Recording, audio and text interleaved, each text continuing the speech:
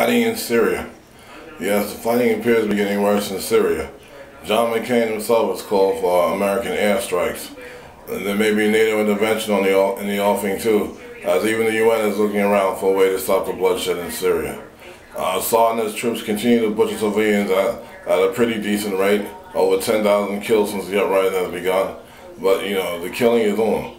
Whether NATO steps up and whether the American strike is pretty much contingent on whether the Russians will agree to allow them to do so.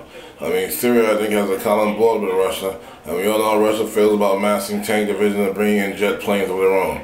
War to Russia would not be a good thing, let me tell you right now. And that's pretty much what's holding Assad in power, the fact that Russia might enter war designed to topple his regime. We have to get assurances from the Russians, and we all know the Russians' words are not exactly the last word of that government. As agreeing to let us go in there and striking next could be an option for them. You know, handing the ball to Russia is always a bad move. You never know when they'll open fire or send in 1,200 tanks and the rest of the modern war machine that they do possess. I mean, the actual combat war with Russia on the ground in Syria might be the only thing that's keeping Assad in power, because the Russians are not threatening war. They will have to agree to allow him to be removed. That much is for sure. Have a good one, I'm out.